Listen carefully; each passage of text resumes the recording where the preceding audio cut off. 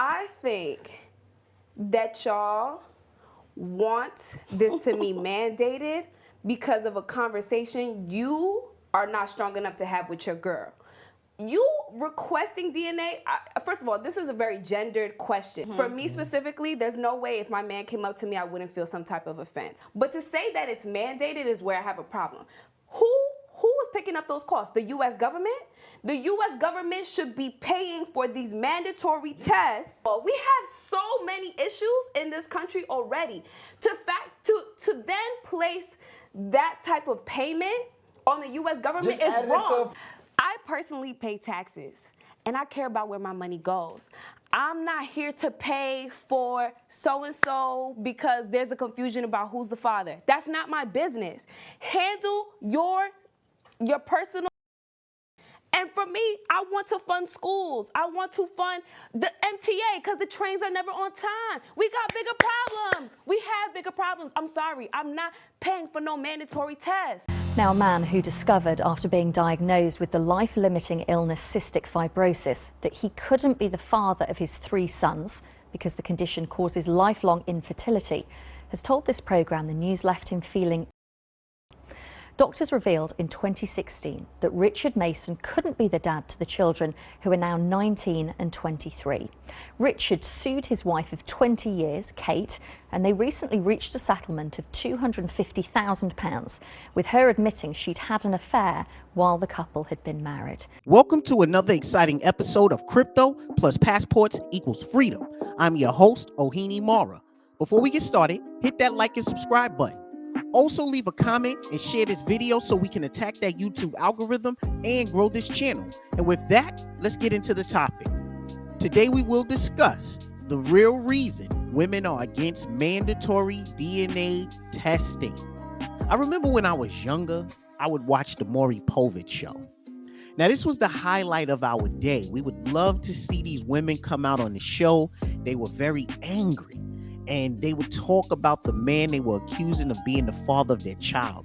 They would call him a bunch of unflattering names, and they would accuse him of being a deadbeat dad.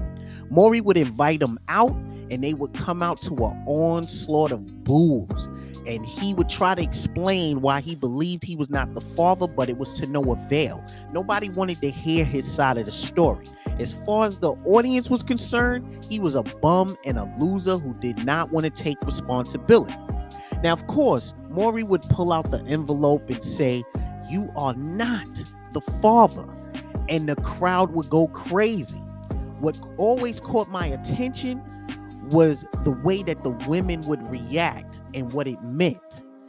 When the results came out, they would respond in a number of ways. So some women, upon discovery, would run away and they would hide backstage out of embarrassment. They would hide in shame because it exposed their infidelity. It exposed that they were liars and promiscuous. It demonstrated that they were untrustworthy and deceitful. And now it was revealed to millions of people on national television. All of her secrets had come to light, and she could never use her ability to lie on that man ever again. But in other cases, some women would respond with a devious smile, and they would recognize that they had been caught and be completely unbothered by the results. At that moment, everyone realized that she was looking to trap who she thought was a sucker and take care of a child that was not his. Her scheme did not work, and in her mind, she must have been thinking, "Damn, he got away," and was probably working on her next victim. Some women were genuinely confused and heartbroken by the results.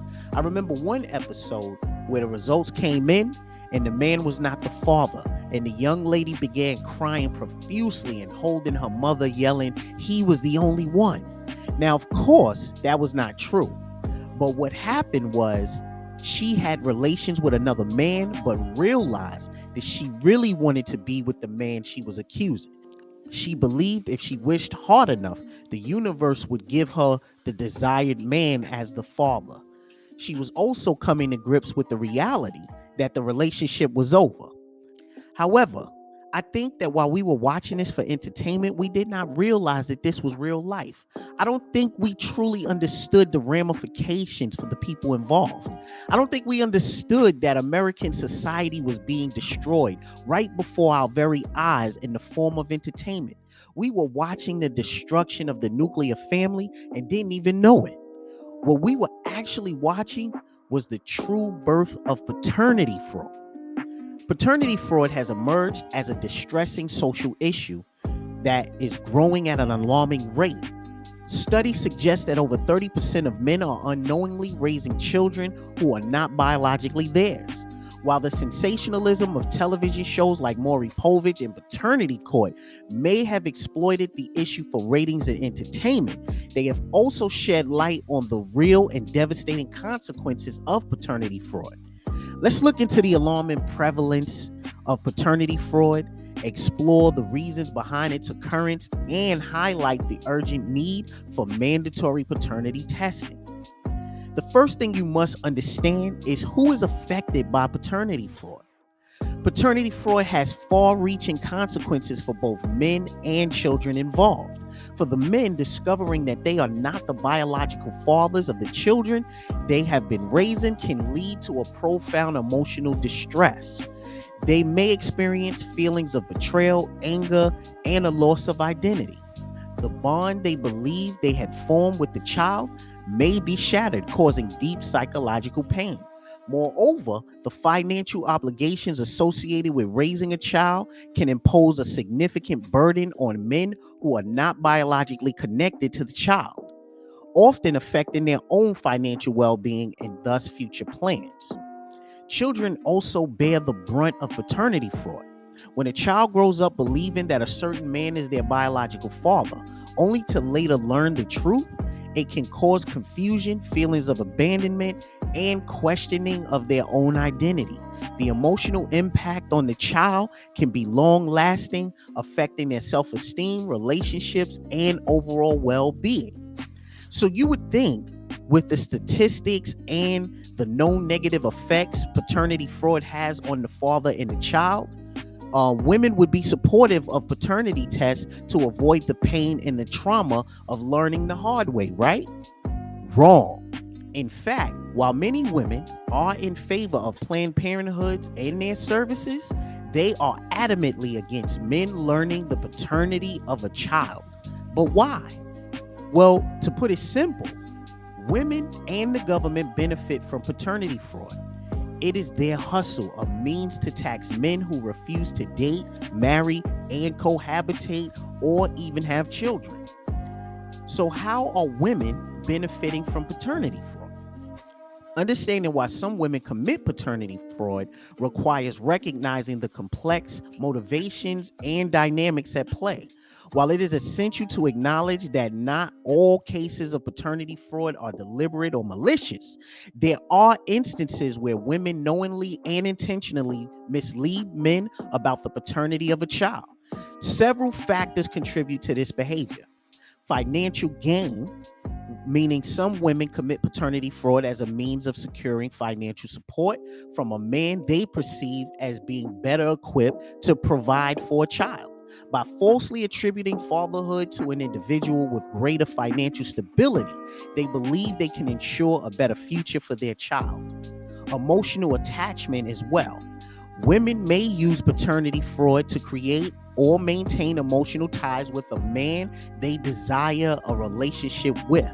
By falsely claiming that he is the father, they hope to establish a strong connection and increase the likelihood of commitment and support.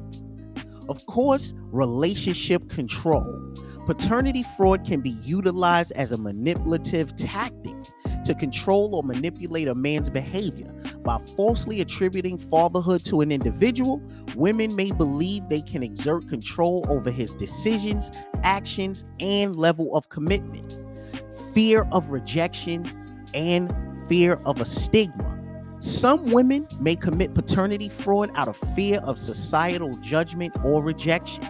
They may worry about being labeled as promiscuous or face the disapproval of their families, and therefore choose to attribute fatherhood to a more socially acceptable partner. It's important to note that while these motivations exist, they do not justify or excuse the act of paternity fraud. Paternity fraud undermines trust, damages relationships, and has long-lasting negative effects on all parties involved. Many men unsuspectingly and foolishly sign birth certificates, thus assuming responsibility for another man's child. This act, driven by love, trust, or societal expectations, can have profound emotional, financial, and legal ramifications. Upon discovering the truth, the men are often left devastated and betrayed, questioning their identities and the integrity of their relationships. This speaks to the hypocrisy of women and the government. While women strongly support Planned Parenthood and have fought for reproductive rights, the idea of mandatory paternity testing often elicits fury and resistance. One reason for this opposition is that such testing exposes their involvement with other men, dismantling the lies of exclusivity and trustworthiness they may have presented. The fear of losing control over the narrative and facing potential consequences for infidelity creates a barrier against mandatory paternity testing. Trapping a man in paternity fraud often serves as a financial decision for some women. They are aware that by claiming fatherhood, they gain access to financial support from a supposed father for the child's upbringing. In some cases, if the man decides to stay in a relationship, the reward can be even greater. Unfortunately, the United States government supports these deceitful actions by incentivizing false claims through the legal system. In many jurisdictions, alarming legal defaults further compound the issues of paternity fraud. For instance, if a man fails to appear at paternity hearings, he can be declared the default father. Additionally, if a man in good faith signs a birth certificate but later discovers that the child is not his biologically, the legal system does not provide him with adequate protection. Furthermore, in cases of infidelity within a marriage, the husband is automatically assumed to be the father, even if the child is a result of an extramarital affair. To address the escalating problems of paternity fraud, mandatory paternity testing becomes a crucial step forward. Such testing would provide legally and scientifically sound means to determine biological parentage, eliminating the lies and manipulations that have plagued many men's lives. By implementing mandatory testing, society can ensure fairness, protect innocent individuals, and prevent the emotional and financial distress caused by false claims. And with that, let me know what you think in the comment section, gentlemen. Do you agree? Do you disagree? Definitely let me know. And I appreciate you watching another episode. And until next time, take care.